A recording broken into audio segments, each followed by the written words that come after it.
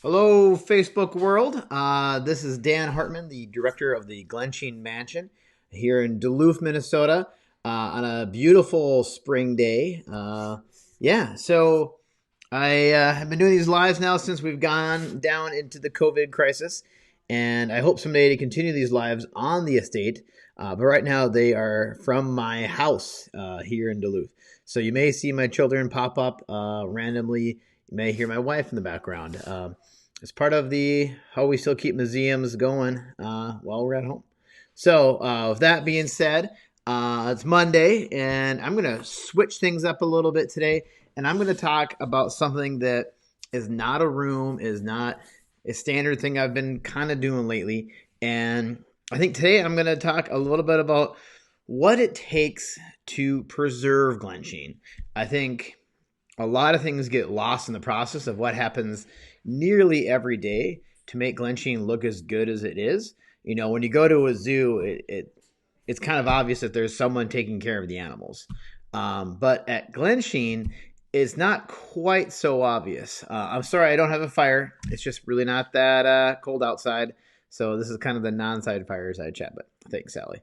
But also, I wanted today to talk about all the things that make Glensheen look as good as it does, but also what preserves Glensheen. I mean, there is a staff that has taken care of this place since the day one when the university took over it in 1977. We have some on staff that have been working at Glensheen for over 30 years, some over 20 years. So, like, we have our historic housekeepers that are Jeff, Andy, and Scott, who are there either almost every day or every other day. And even right now in COVID, they're still there maintaining the site, making sure that things are kept up, like the silver, like just general cleaning, like making sure that the boiler is functioning. There is a lot of the day-to-day stuff that really has a functional value, but it also has a high level of quality part to it. So I'm going to go into that. Plus, one of the other parts that kind of gets unsaid is we write grants, we get private donations to also upkeep the property. And so you'll get to see and hear a little bit about that too. If you have any questions about general things of Glensheen, feel free to ask in the comments. I will read them and I will try to respond to them at the end. Otherwise, happy Monday, everybody, and let's roll.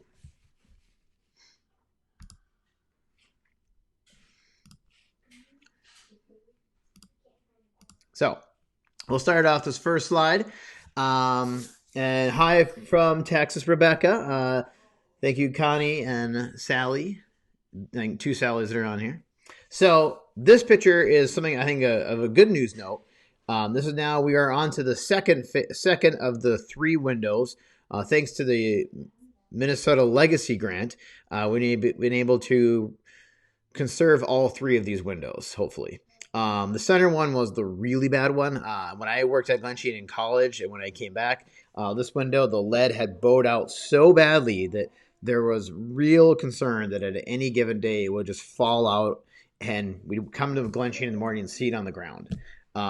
Thankfully, that didn't happen, and a grant, once again from the Legacy, helped save it. And that was grant written by our associate director Amanda, and I think reviewed by Melissa Brooks Ojibwe, who is our collections manager. So she's one of the kind of unknown factors of Glensheen too. She, when she's there, goes through the entire mansion, making sure that our collection's being taken care of, making sure humidity isn't wrecking things, making sure bugs aren't in the rugs, cataloging all of the objects that we have. So as you can kind of get to tell, there's kind of an ongoing staff that you probably never see or hear, but are really the unsung heroes of Glensheen in a lot of ways. So right here, what you see is Heritage Windows of Duluth installing the right set of windows. And here they are taken out. They're getting ready to be moved off to the Midwest Art Conservation Center, who will do the conservation work of actually flattening the window, but they're also going to clean all of the different individual pieces of glass. On the last one that was fixed, there are over 500 pieces of individual glass inside the windows. And I should say, beyond our permanent staff, there are a variety of different students that help out from collections to housekeeping. every single day. And so if I could say all of the names in a long history of time, it'd be in the hundreds. But the students play a pivotal role within this too, and I'll get into the detail of that later, hopefully. But here's a closer shot of the window. Here's an even closer shot, a little pixelated. But you can really start to realize how many individual pieces of glass there are and how important it is to get that lead flattened. Now, this is more on the grant private donation side. I wish I wasn't in this photo, but it's the only photo I can find of this.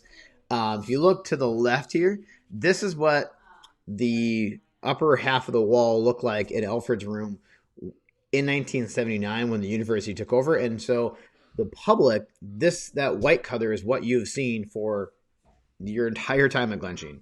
Well, a few years ago, through private donations, we actually, and I should say ticket sales, hired the Midwest Conservation Center to come on site, and they actually removed this latex paint that was put on, we think, maybe in the 60s.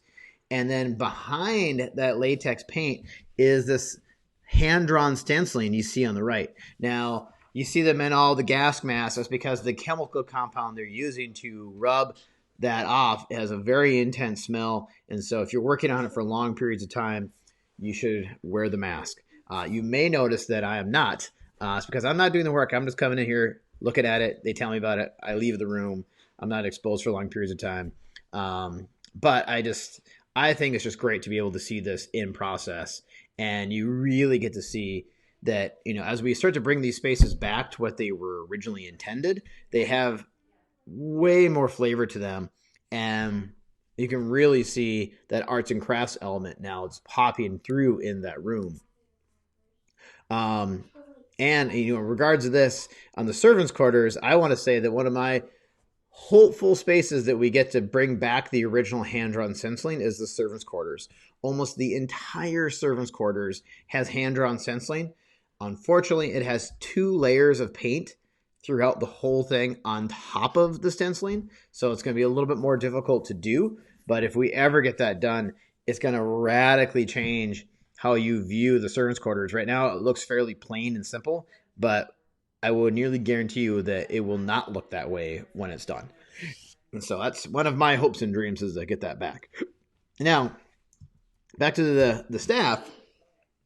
So this is something that we've been doing. We do this every year, usually in January or April. Right now, we are saving to do some of the work right now so that when hopefully we open this summer, folks can really see Glensheen at its best. And so we are polishing all of our silver, all of our hinges. In fact, frankly, we're getting down to stuff that we've never done before for years because COVID's had a little bit more. A lot of my housekeepers spend more time polishing, less time vacuuming floors. And so you've got some really fun work being done. So right here, this is the sconce in Helen's room, one of our most popular wall fixtures or light fixtures. Now, the polishing part seems fairly simple, and if you've ever done it at home, there's a pretty straightforward method to it. But here in the museum world, we try to do it as few times as we have to, but also there is a variety of different chemical compounds that we use that you probably wouldn't use at home that are a little safer on the metal and also just help in general with all of the materials. And in addition to that, we actually use small bamboo sticks. I shouldn't say small. They're probably the length of my forearm. And you use the stick to chip out some of the polish from the past.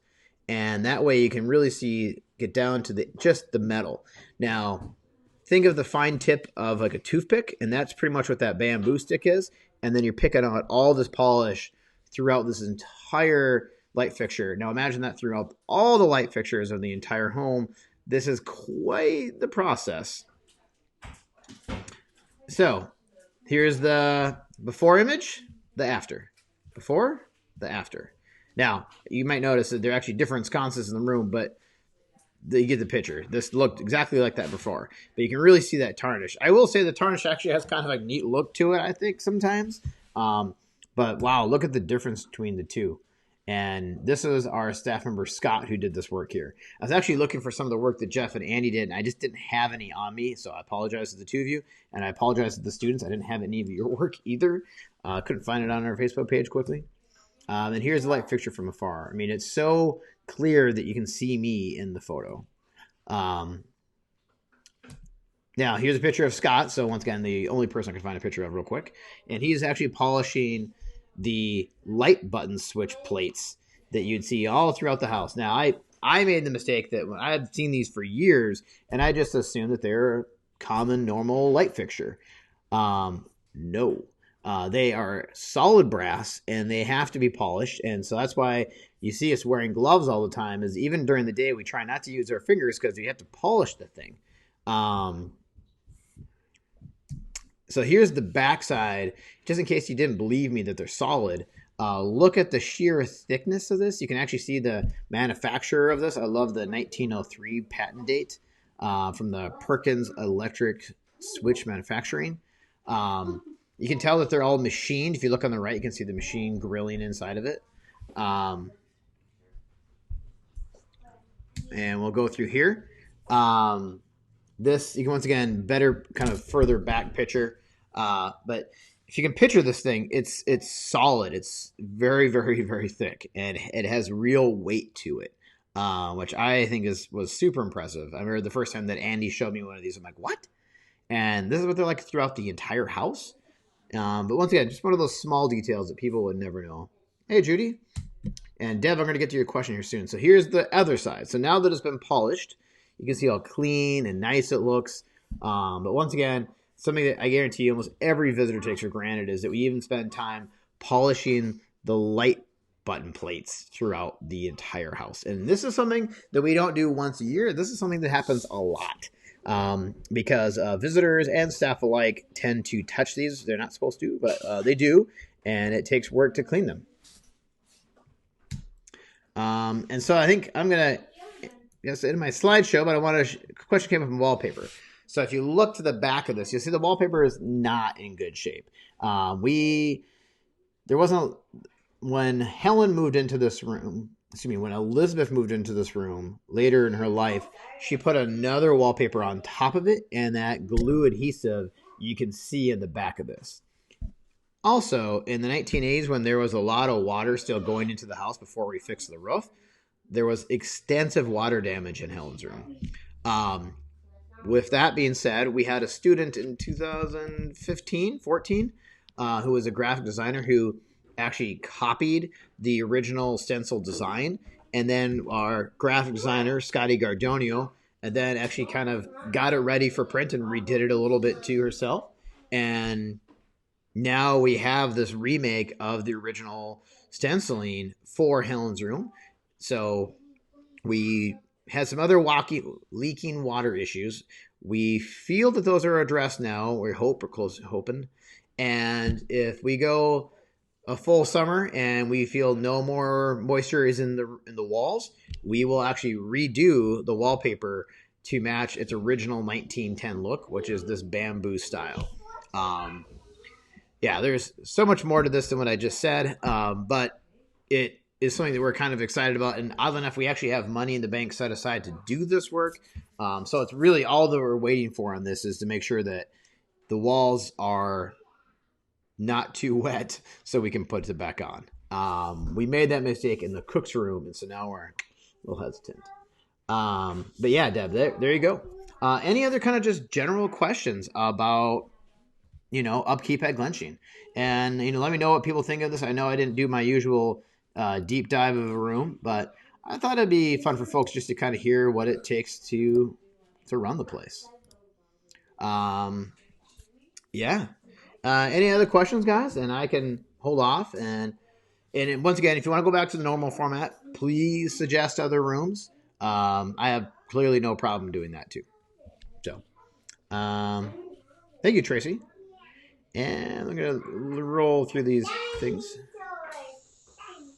So to your exact point, Don, we have between 2 to 4 people, I should say 1 to 4 people every day, usually from 6:30 in the morning until 9, who come in and actually clean and maintain the house. But it never varies dramatically.